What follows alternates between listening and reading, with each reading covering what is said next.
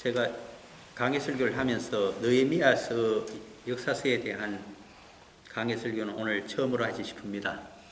벌써 주 2018년 12달이 있는데 절반이 6달이 지나갔습니다. 오늘 드디어 7월 1일입니다.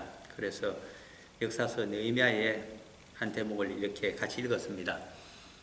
왜 제가 자꾸 역사서라고 하는 분류를 강조해 드리느냐 하면, 처음에는 구약의 39권 가운데 창세기부터 시작해서 신명기에 이르기까지 5권의 책이 먼저 있습니다. 그것을 모세 오경 또는 율법서라고 부르죠. 그 다음에 여호수아서로부터 사사기하고 열왕기 상하, 사무엘 상하, 열왕기 상하, 역대 상하, 그리고 에스더, 느헤미야, 에스라, 느헤미야, 에스더, 이렇게까지 있는 것이 이스라엘의 역사서입니다. 그 다음에는 이제 성문서가 나오죠. 성문서가 이제 욥기, 시편, 잠언, 전도서 이런 것들이 쭉 나오고, 뒤에 가게 되면 이제 그 대선지서 5권이 나옵니다. 이사야, 예레미야, 에가서가 있고, 에스겔서가 있고, 다니엘서가 있고, 큰 것들이 있고, 제일 마지막에 자리 잡은 것이 12개의 소선지서들입니다. 이제 그런 순서로 쭉 되어 있는데, 이스라엘의 역사 가운데 열왕기 하에서 그들의 왕국이 무너집니다.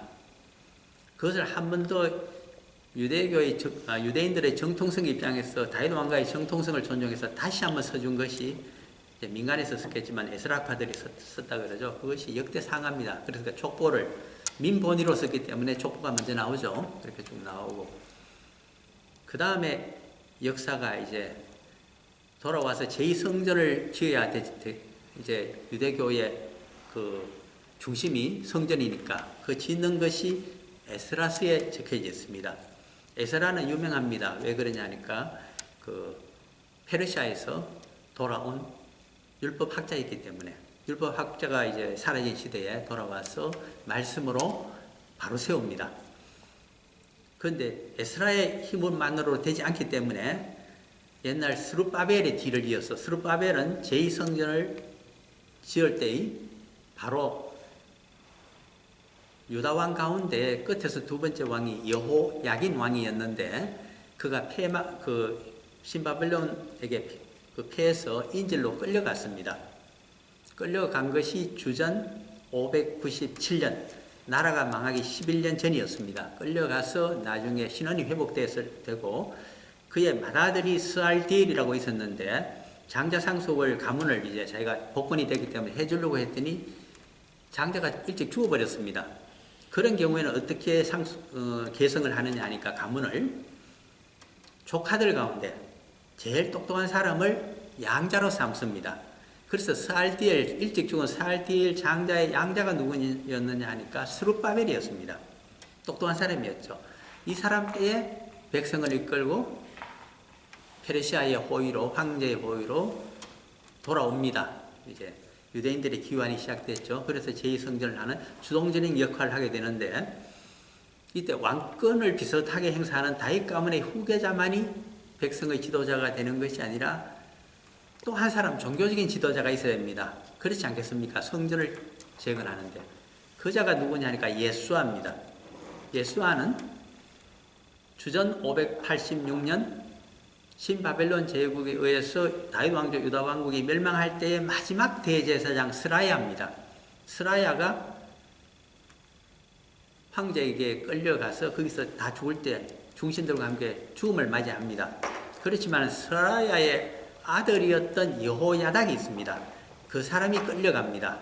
바빌론에 가서 거기서 아들을 낳았는데 그 아들이 예수아였습니다.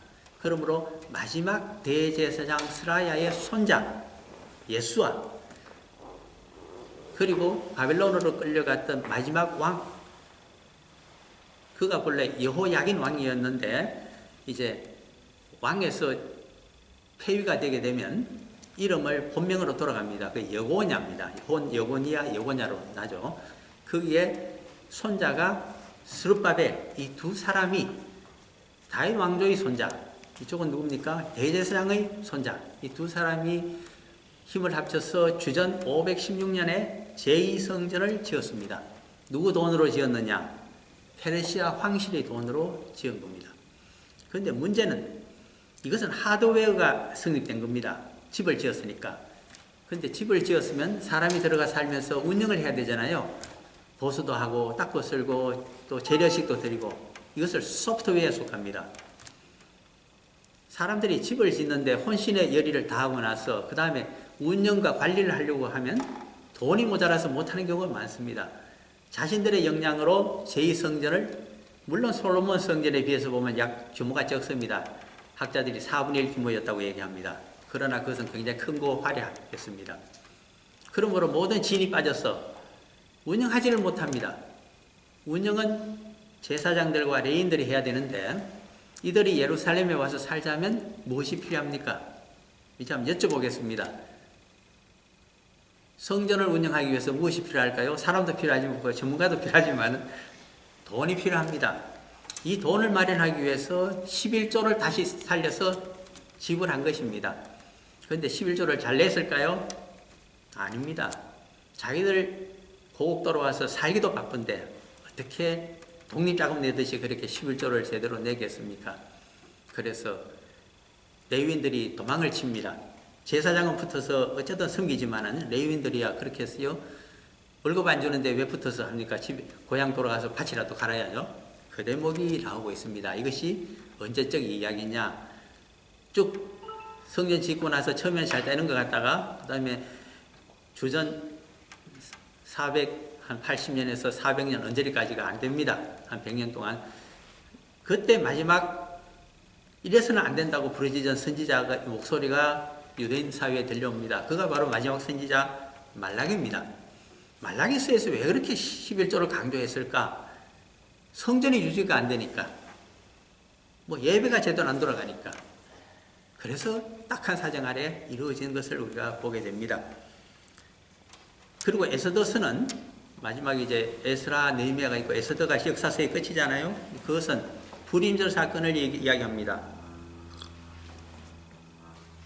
페르시아에서 돌아오지 아니한 유대인 종족이 얼마일까? 여기 문헌을 가지고 계산해 보면 약 90% 1할 가까이 돌아왔고 9할이 안 돌아왔습니다. 페르시아 제국에 흩어져 살았습니다. 수상궁에도 수도에도 살았습니다.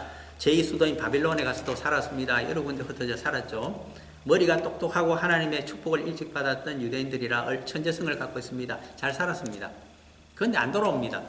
왜? 그쪽에 회당을 짓고 사니까 이제 회당 문화가 성립됐죠. 좋으니까. 그래서 문화가 어디에서 더 발전됐을까? 제2성전 시대 당연히 교포사회입니다.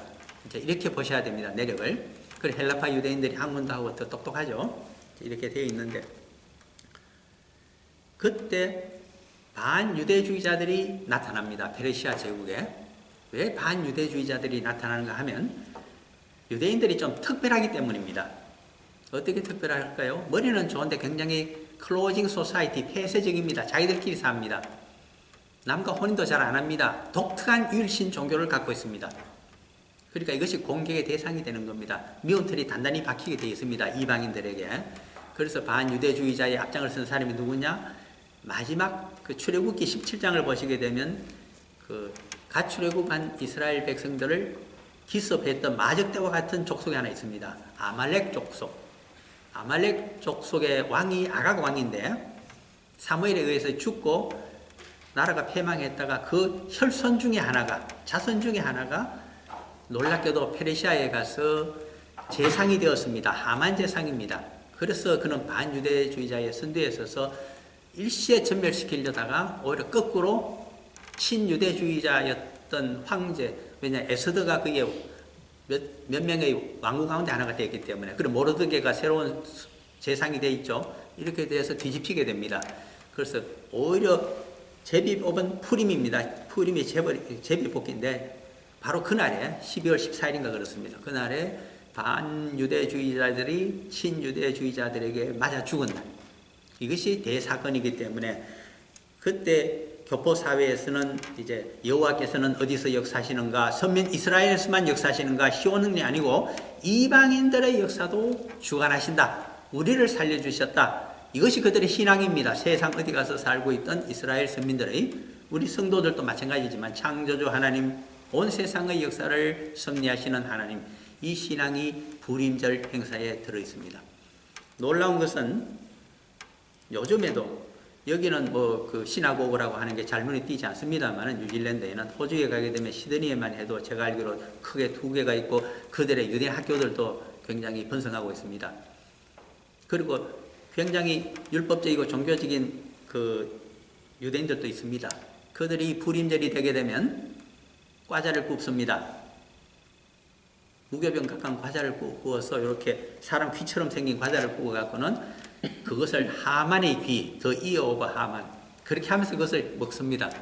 하만을 이렇게 귀라도 뜯어먹고 싶다는 이야기입니다. 이렇게 지금도 유대인 사회에 전통적으로 내려오고 있습니다. 지금 역사서에 대한 얘기를 대충 다 해드렸습니다. 그러면 저는 오늘 느헤미야서를 보고자 했습니다. 13장 14절에 보시면, 이전에 우리 하나님의 전의 방을 맡은 제사장 엘리야십, 느헤미야가 스룹바벨이 옛날 페르시아 황제에 의해서 책봉이 되었던 예루살렘 총독이었습니다. 페르시아가 파견한 예루살렘 총독, 로마 총독이 아니고 페르시아 총독입니다. 그 다음에 느헤미야가 그 다음 세월이 흘러서 또 총독이 되어서 왔습니다. 예루살렘 총독입니다. 현재 예루살렘과 그 유대 땅에서 정치적인 권력을 페르시아 황제의 위임을 받아서 통치하고 있는 자, 그가 느헤미야입니다. 그는 유대인입니다. 그의 집안에 대해서는 뭐 족보를 적어놓기는 했지만 유대인이란 그 외에는 별로 알려진 족보가 아닙니다. 그러면 이 사람이 어떻게, 스룹바벨이야말로 옛날에 예루살렘 총독으로 왔을 때, 초대 총독으로 왔을 때 어떤 사람입니까? 다윗 왕가의 마지막 마지막은 아닙니다만 끌려간 그 왕 여호야긴의 손자입니다. 그러니까 당연히 다윗 가문의 집안의 그 장자잖아요. 장자로 됐지만, 그러나 이 사람은 아닙니다. 느헤미야는. 그럼 어떻게 그가 총독이 되었을까? 그것을 느헤미야서 1장 2장으로 가면서 적어놨습니다. 굉장히 페르시아에서 출세한 사람입니다. 느헤미야는. 그리고 아닥사스다 1세 황제의 중신입니다. 굉장히 총애받은 신하입니다. 왜 그럴까요? 조선시대에 보면 왕에게 가장 최측근이 있습니다. 제일 측근이 영의정 좌의정이 아니고 누구겠습니까? 조선시대 왕의 제일 측근, 가장 지근거리에서 매시면서 정말 큰 숨은 권력을 행사하는 자, 예, 내시장입니다. 그 이름이 상선입니다. 내시 중에 상선이 제일 높습니다. 내시부를 관장하죠. 왜 상선이 높으냐 하니까 생선선자를 썼는지 몰라도 수라상을 바칠 때 최종 점검을 하는 사람이 상선이기 때문입니다. 하도 독살이 심하죠. 그 독재 전체주의 사회에서 왕조 사회가 그렇지 않습니까? 그러면 독살을 방지하자면 누가 최전방에서 그것을 막아야 됩니까? 마지막 막는 수문장과 같은 자, 상선입니다. 자기 목숨을 걸어놓고 음식을 마지막 점검합니다. 잘못 점검해서 하면 독이 있는 거 그냥 보내면 왕이 죽습니다. 경호실장과 같은 사람이죠. 두 번째로 중요한 내시부 수장이 있습니다. 누굽니까? 조선시대에. 상선 말고. 우리가 우리 역사를 잘 모릅니다. 남의 역사를 지금 얘기하자니까 더 힘들죠. 비교를 해봐야 됩니다. 혹시 드라마 같은 데 들으셨을 거예요. 상약. 상약은 뭐냐? 탕약을 올려드리는 사람입니다. 탕약 속에 독이 들었는지 약이 들었는지 어떻게 구별합니까? 이 상약이 마지막 점검을 합니다. 그것을 올려드립니다. 그것뿐입니까? 상약이 하는 일에 술도 들어갑니다. 이 페르시아에는 음주 문화가 있기 때문에 황제에게 술을 올립니다. 이 술을 관장하는 벼슬이야말로 중신 중에 중신입니다. 밥은 세끼 잡수시지만은 황제나 왕이 술은 자주 마시잖아요. 그 계속 마지막으로 점검해서 주는 자, 이 사람이 주는 술만 마십니다. 딴 술은 일치 아무리 해도 수루하지 않으면 못 마십니다. 독살이 되기 때문에. 그 벼슬을 가진 자가 누구였던가? 느헤미야였습니다. 이제 이해됩니다. 엄청 출세했구나. 제2인자쯤 됐구나. 그늘에 있는 사람이지만은 그가 1장 2장에 가게 되면 아닥사스다 1세 페르시아 황제, 아닥사스다 1세라고 하니까 몇 번째 황제인지 모르시잖아요. 6번째입니다. 아닥사스다 1세라고 하면 그 아버지를 생각해야 됩니다. 부황이 있습니다. 에스더스에 나타나는 아하수에로 황제가 제5대 황제인데 바로 그의 아들이 아닥사스다 1세입니다. 조금 더 역사를 이해하기 쉽게, 제가 자꾸 역사 얘기하면 머리에 쥐가 난다는 사람도 있다고 하는데 쉽게 말씀드립니다. 기억할 수 있는 방법을 말씀드립니다. 제가 어떻게 연대를 기억하느냐 하면 연상에 의해서 가능합니다. 한국과도 비교하고 무엇과도 다 비교를 해서 기억합니다. 페르시아 황제의 즉위 연도를 무엇을 기준으로 해서 저는 보느냐 하니까 유대 나라의 역사를 중심으로 해서 봅니다. 예를 들면 다윗 왕조 유다 왕국이 주전 대체적으로 586년에 망했죠. 586. 100년이 지나게 되면 페르시아의 5대 황제가 즉위를 합니다. 그가 아하수에로입니다. 그는 그리스를 치기 위해서 전쟁을 2차례 했던 사람입니다. 그래서 히랍 쪽에서, 그리스 쪽에서 문헌에 그의 이름이 나타나 있는데 아하수에로가 아니고 크세르크세스라고 나타납니다. 그가 바로 아하수에로 제5대 황제입니다. 즉위 연도가 놀랍게도 딱 100년 후입니다. 한 세기가 흘러갔죠. 주전 486년. 이제 그렇게 기억하시면 됩니다. 그렇게 해서 한 20년 다스렸습니다. 그의 아들이 그 다음 황제가 되었습니다. 그리고 대체적으로 486에서 한 20년 빼면 466이 되는데 정확하게는 이게 연대가 1, 2년 왔다 갔다 합니다. 그 나라가. 그래서 464년 주전 이때 즉위한 아닥수에로 황제의 아들이 바로 아닥사스다 1세였는데 오래 통치합니다. 40년간 통치합니다. 유대의 역사에 보면 다윗 왕 40년, 솔로몬 왕 40년, 그 위에 있던 사울 40년, 그리고 역사를 더 거슬러 올라가면 모세가 40년, 왕은 아니었지만 똑같이 40년을 통치한 자가 아닥사스다 1세였습니다. 그러면 이제 연대 계산합니다. 주전 464년에서 40년간 왕이 되고 석을 하게 되면 죽은 연대는 언제입니까? 주전 424년. 제가 그 연대를 여러분들에게 인식시키느냐 하니까 느헤미야 총독의 종교개혁이 언제 끝나는 나가 바로 그 연대를 이야기하기 때문입니다. 아닥사스다 1세의 비호를 바꿔서 종교개혁을 밀어붙인 총독이 바로 예루살렘 총독이 느헤미야였습니다. 그러나 그의 뒷배가 되어주던, 배우가 되어주던, 정치 권력의 근원이 되어주던 아닥사스다 황제가 서거를 해버립니다. 주전 424년에 일시에 권력이 사라집니다. 이것이 오늘날 우리에게 의미심장한 뜻을 전달해주고 있습니다. 세계 패권국의 힘, 황제의 힘, 좋아 보입니다. 힘이죠. 살아있는 권력이죠. 그러나 개인에게 집중되어 있는 권력이라고 하는 것은 그의 빌부터 살던 사람들에게는 하나의 운명 공동체가 됩니다.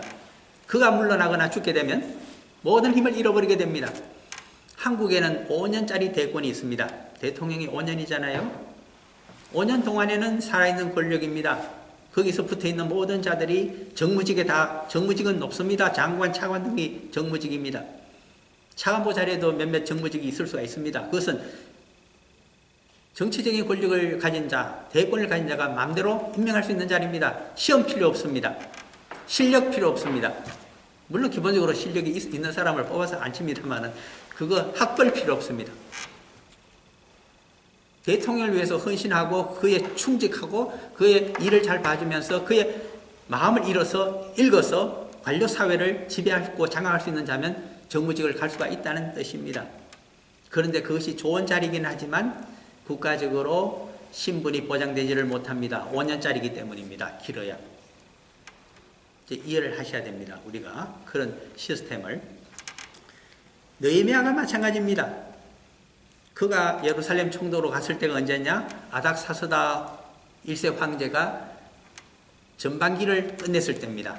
그러니까 20년이 지났죠. 거의 비슷한 시대에 아닥사스다 황제가 자기 아버지 아수에로 황제의 영향을 많이 받아서 그런지 아수에로 황제는 몇 명의 황후 가운데 아주 사랑하는 황후가 한 사람이 있었죠. 에스더입니다. 아름다웠습니다. 그것은 스타라는 뜻을 갖고 있습니다. 별같이 아름다운 여인이었습니다. 사랑했죠. 그것을 바라보고 자랐던 자가 아닥사스다였습니다. 그러므로 그는 친유대주의자입니다. 아버지 아수에로도 친유대주의자. 황후를 유대인 가운데, 교포 유대인 가운데 취했기 때문에 모르드게를 또한 재상으로 임명했기 때문에 이제 이렇게 이해를 하시게 되죠. 그래서 이 아닥사스다는 유대인들의 특별한 종교 그리고 율법서를 또 선지서들이 있기 때문에 이것을 이해하고 싶어 했습니다. 이사야, 다니엘서 뭐 다 필요했죠. 에스겔서. 누구에게 배웠을까요? 그의 율법 선생이 있었습니다. 에스더입니다. 에스라입니다. 에스라 느헤미야한테. 그런데 이 에스라가 내가 황제에게만 율법을 가르쳐주는 율법 학자가 될 것이 아니라 내 고국 땅에 내 고토에 성전만 지어놓고 소프트웨어가 없습니다. 말씀이 없습니다. 율법을 가르쳐줄 자가 없습니다. 자기만큼 아는 자가 없습니다. 학자가 없습니다. 그래서 언제 돌아갔을까요? 에스라서를 보게 되면 아닥사스다 황제 7년이라고 이야기합니다. 그러면 느헤미야는 총독이 되어서 간 것이 20년, 에스라는 7년, 두 사람의 시차가 얼마입니까? 13년. 에스라가 가서 말씀으로 종교개혁을 하려고 했지만은 크게 성공하지 못합니다. 권력적인 뒷배가 없는데 특별히 대제사장과 마찰이 일어납니다. 대제사장은 누구의 후예로 내려올까요? 예수아의 후예들입니다. 그런데 대제사장은 스룹바벨이 옛날 페르시아 황제의 총애를 받지 않았겠습니까? 그러니까 주변의 여러 총독들이 좀 굽실굽실 했습니다. 중신이었기 때문에. 죽어났습니다. 힘이 사라졌습니다. 주변에 있던 총독들이 특별히 사마리아에 있는 총독이 예루살렘의 말을 듣지 않습니다. 이제는 스룹바벨이 사라지고 난 다음에 이렇게 되니까 대제사장이 어떻게 했느냐 하니까 그 다음 일어나는 대제사장은 믿을 데가 없습니다.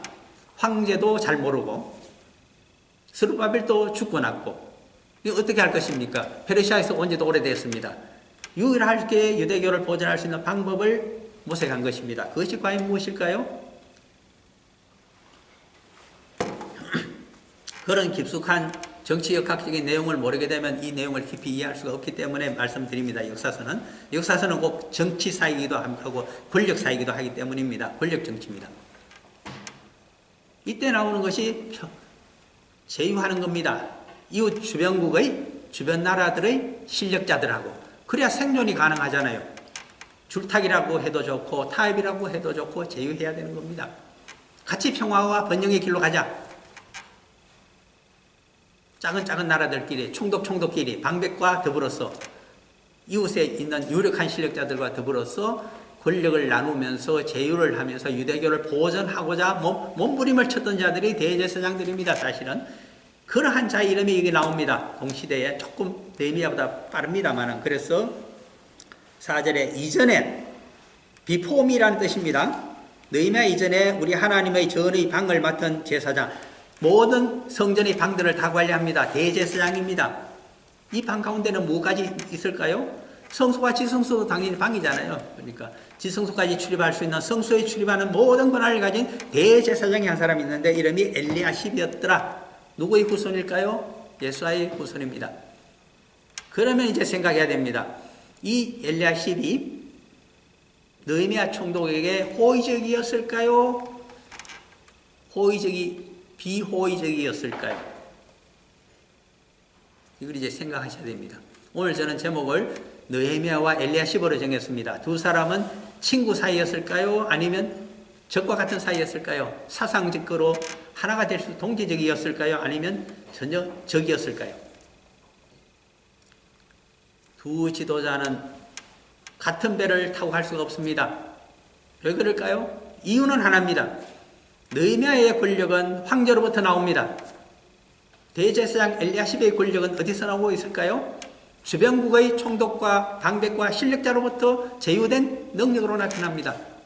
마치 로마 시대에 대제사장들이 누구에 의해서 책봉이 됐습니까? 로마 총독이나 시리아 총독에 의해서 로마 황제 이름으로 승인이 나게 되면 책봉이 됩니다. 누구와 제휴한 겁니까? 시리아나 로마, 예루살렘에 와 있는 총독과 제휴를 해서 대제사장이 유대교를 건사한 것이 예수님 당시의 유대교 지도자들의 모습이었습니다. 이걸 우리가 사두개인들이라고 부르잖아요. 그 효시가 엘리야십에 여기 있습니다. 불행한 시대를 살아갔습니다. 자기 힘으로 자기 종교를 지킬 힘이 없기 때문에 타협을 해서 겨우 지키고 있는, 어떻게 보면 굉장히 불쌍한 사람입니다. 제가 볼 때는. 그런데 그렇게 하려고 보니까 이방인들을 인정해야 되고, 특히 여기 보게 되면 예루살렘 성전에는 이방인의 뜰이 물론 있습니다만은 그 옆에 보게 되면 방들이 쭉 있습니다. 제물과 여러 가지 이제 성전에 쓰는 것들을, 향품 같은 것을 넣어두는 방이 있죠. 그리고 11조도 간수하는 방들이 많이 있습니다. 그곳에 한 곳을 깨끗하게 비워서 누구의 방으로 만들어졌습니까? 도비아입니다. 도비아는 예루살렘의 요단강 건너 동쪽에 당시의 실력자가 누구였느냐 하니까 암몬 사람인데, 암몬을 다스리는 사람이었는데 그가 도비아입니다. 이 도비아의 옛날 상전이 누군가 하면 사마리아 총독인, 이름이 나중에 나옵니다. 한번 보시기를 바랍니다. 에스라스가 있습니다. 에스라스에 가셔서 이 성전을 지을 때 반대했던 사람들의 이름을 직접 한번 보시기를 바랍니다.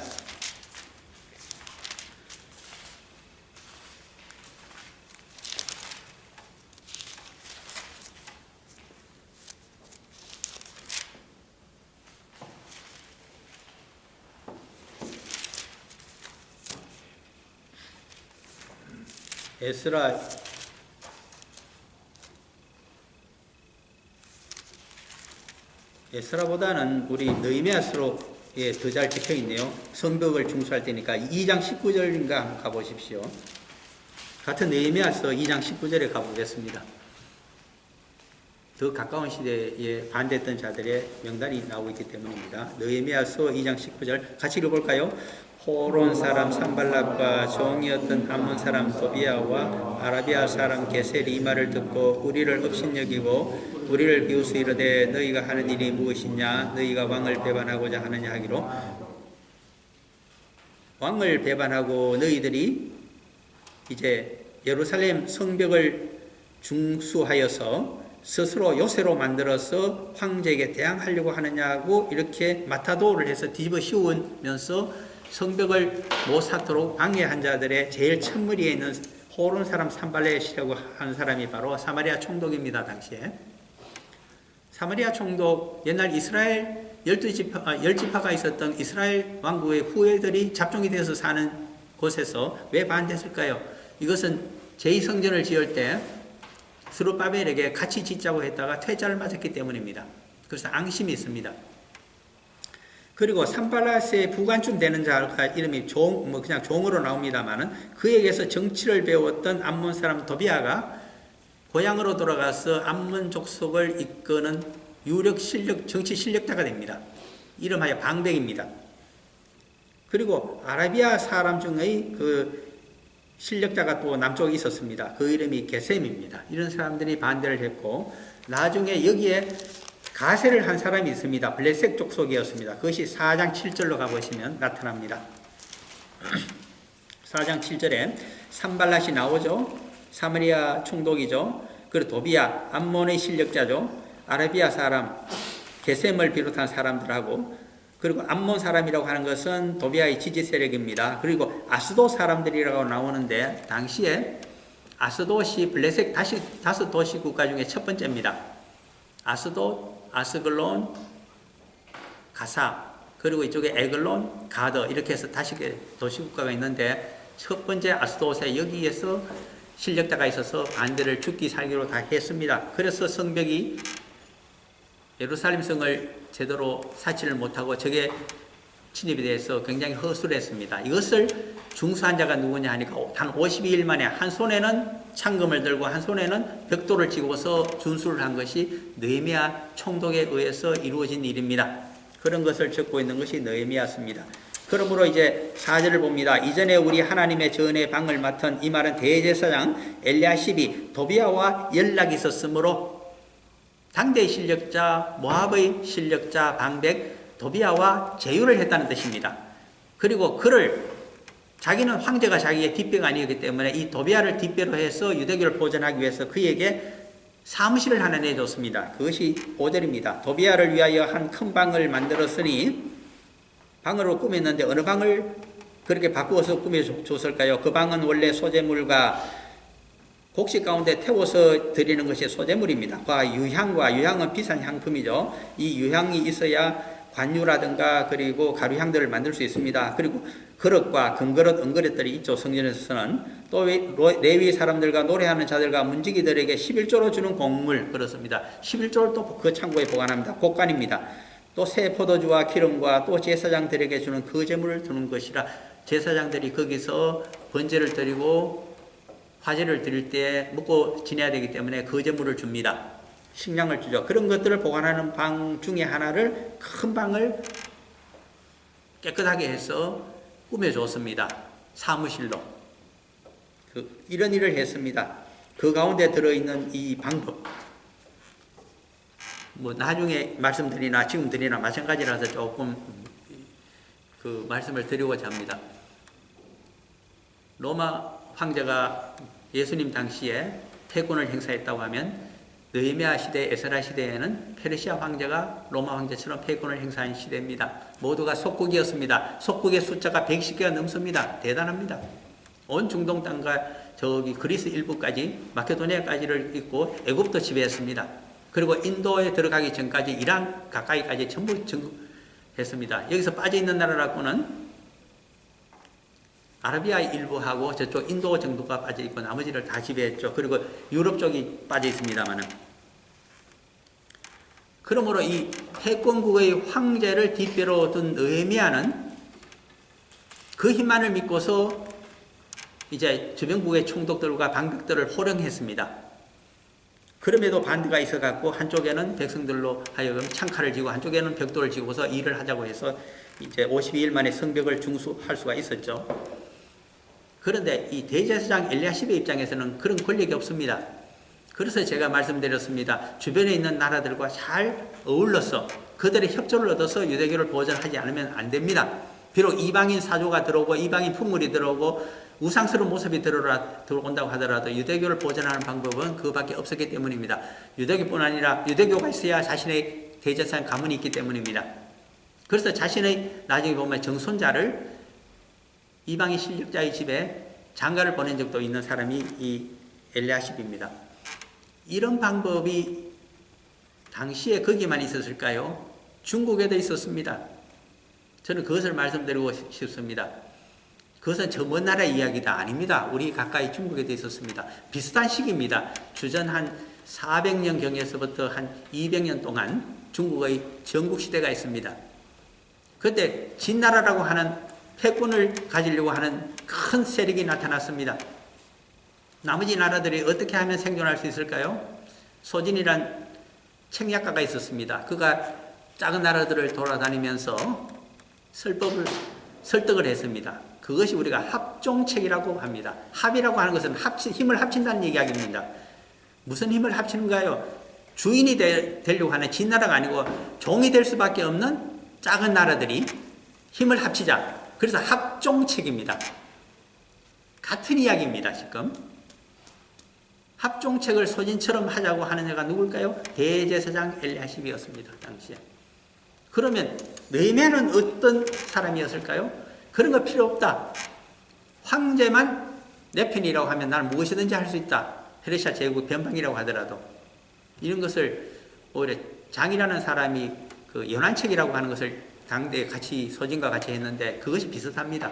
왜 그러냐 하니까 그 중국의 당시 가장 큰 힘 그것만 의지하게 되면 나머지는 어디 가서든 할 수 있다는 것이 이것이 연한책인가 그렇습니다. 그래서 이렇게 전혀 다른 사상이기 때문에 그 두 사람은 갈등 관계를 가질 수밖에 없었습니다. 그런데 대제사장 엘리야십이 느헤미야가 총독이 있을 때는 이런 일을 할 수가 없습니다. 그의 힘에 눌려서 그런데 아닥사스다 1세 황제의 20년에 와서 예루살렘 총독으로 일을 하던 이 느헤미야에게 중간에 한번 가서 황제에게 보고하는 때가 있습니다. 그것이 12년 후였습니다. 그래서 6절에 나타납니다. 그때는 내가 예루살렘에 있지 아니하였느니라. 바벨론 왕 아닥사스다 1세입니다. 32년에 내가 왕에게 나아갔다가 며칠 후에 왕에게 말미를 청하고 12년 만에 임지에서 황제에게 가서 이제는 보고를 하고 좀 쉬었다가 안식년 비슷하죠. 12년 만에 했으니까. 그리고 돌아와야 되는데 급보가 왔습니다.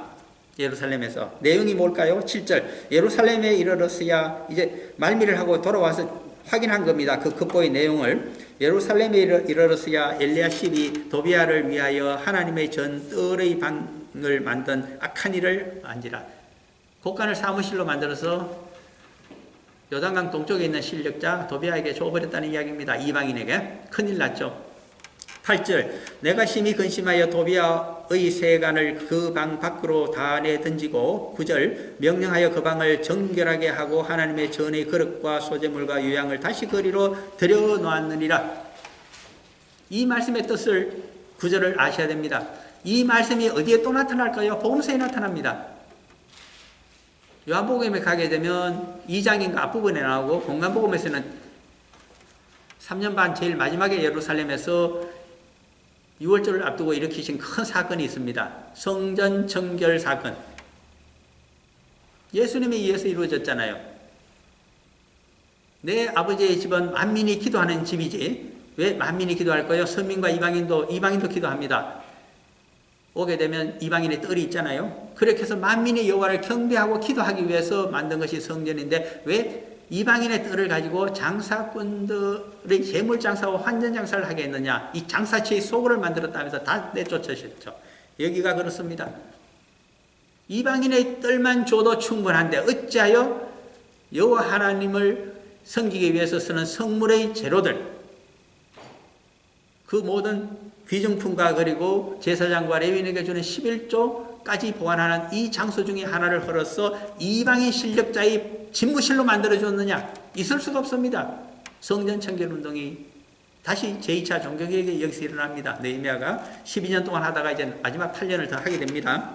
10절. 내가 또 알아본 적 레위 사람들이 받을 몫을 주지 아니하였으므로 그 직무를 행하는 레위 사람과 노래하는 자들이 각각 자기 밭으로 도망하였기로. 엘리야십은 11조를 제대로 거두지를 못했습니다. 힘이 약했습니다. 느헤미야 총독이 종교개혁을 할 때는 워낙 강력한 힘을 행사하기 때문에 다 11조를 줄줄이 가서 냈습니다마는 그가 1차 임기를 마치고 페르시아 수상궁으로 돌아가 버리게 되자 이제는 11조를 안 냅니다. 왜 내느냐? 우리 먹고 살기도 바쁜데. 봉급이 안 나갑니다. 레위인들에게. 살 수가 없잖아요. 그래서 예루살렘을 버리고 성전을 버리고 자기들이 사는 유대 땅으로 흩어져서 가서 살았더라. 이러한 사건이 말라기 시대까지 계속됩니다. 11절. 내가 모든 민장들을 백성들의 장로들입니다. 민장들을 꾸짖어 이르기를 하나님의 전이 어찌하여 버림받았느냐 하고 또 레위 사람을 불러 모아 다시 제자리에 세웠더니 지방에서 다 데려왔습니다. 레위인들 소집해 왔습니다. 그리고 12절. 이제는 봉급을 줘야 되잖아요. 이에 온 유다가 곡식과 새 포도주와 기름이 11조를 가져다가 곡간에 드림으로 11조가 나타납니다. 다시 예루살렘 성전이 돌아가도록 소프트웨어를 다시 갖춘 자가 바로 느헤미야입니다. 이제 12절에 그가 종교개혁의 두 가지를 이미 보았습니다. 12절에는 11조를 바로 세워서 예루살렘이 제사장과 레위인들이 일을 할 수 있도록 해주었다. 소프트웨어를 돌아가게 했다. 그리고 이방인과 제휴하여서 여호와를 섬기는 성전을 더럽히고 있는 일을 정결하게 성전 청결 운동을 일으켰다. 또 하나가 더 있습니다. 오늘 읽진 않았지만은 뒷부분에 있는 이야기들이 바로 안식일에 대한 이야기입니다. 안식일을 어기는 자를, 장사를 하고 하는 자를 철저히 건절시킨 자가 바로 느헤미야였습니다. 그런데 에스라는 말씀을 맡은 종이었다면 느헤미야는 이와 같이 성전을 청결하게 하고 이 소프트웨어를 갖춰서 성전이 잘 돌아갈 수 있도록 유대교를 부흥시킨 자입니다. 그런데 이 두 사람은 한 가지 차이점이 있습니다. 중요한 차이점이 하나 있습니다. 이방인들과 결혼한 돌아온 유대인들이 많이 있었습니다. 느헤미야는 더욱 그것을 확실하게 건절하고자 이혼을 시켰습니다. 거기서 난 자식들을 전부 쫓아내도록 했습니다. 그것이 에스라입니다. 이론적으로는 맞습니다만은 현실 정치를 하는 느헤미야가 총독이 돼서 와서 보니까 그것은 너무 심했습니다. 그래서 어떻게 했을까요? 느헤미야는 그렇게 하지 않았습니다. 이미 혼인한 이방인 여인이라 하더라도 혼인한 관계는 인정해 주었습니다. 거기서 태어난 자식에 대해서는, 혼혈에 대해서는 어떻게 했을까요? 철저하게 유대교 교육을 시키라. 율법 교육을 시키라. 그 교육을 받은 자는 전부 편입을 시켜 주었습니다. 자기 아버지 족보에 넣어 주었습니다. 이것이 느헤미야의 현실 정치였습니다. 종교개혁 어떻게 해야 될까요? 학자들처럼 에스라처럼 그렇게 근본적으로 한다고 나서서는 안 됩니다. 현실을 인정해 주면서 그들을 품어야 됩니다. 유다 지파가 그랬듯이 느헤미야가 역시 유다 지파였습니다. 그 개방 정책과 그리고 확장된 정책과 포용 정책을 수용한 자가 사실은 느헤미야였습니다. 다만 황제의 힘을 가지고 주변에서 자기 신들을 괴롭히는 북쪽에 있는 사마리아 총독, 동쪽에 있는 실력자 도비야, 그리고 남쪽에 있는 아라비아의 실력자 게셈, 또한 바다 쪽에 있는 이 블레셋 아스도 사람들을 물리쳤다 뿐이지 그는 현실을 아는 정치인이었습니다. 그러나 이렇게 하던 그의 이 주권이 넘어가게 됩니다. 8년 후 주전 424년 아닥사스다 황제가 죽게 됨으로써 모든 권력을 잃어버렸습니다. 그때 종교적인 정치적인 권력을 유대에서 행사한 자가 바로 대제사장 엘리야십이었습니다.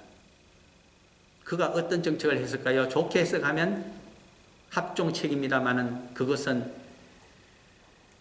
유대교의 정결함과 성전의 정결함을 손해보더라도 일단 살아남아야 되지 않겠는가 하는 유대교의 형식적인 권력적인 존리만을 위해서 노력했던 자입니다. 그러므로 그러한 시대는 순수한 여호와의 입장에서 바라보게 되면 그것은 우상숭배와 비슷하게 되어버린 안타까운 시절이었습니다. 그리고 이제는 11조도 사라지게 되고 해서 제사장만이 일부 남아있고 레위인들이 더 이상 예루살렘 성전에 남아있지도 못하는 그러한 시대가 쭉 계속된 것이 예수님 오시기까지 계속되었다는 말씀을 드립니다. 잠깐 기도합니다. 사랑하는 아버지 하나님,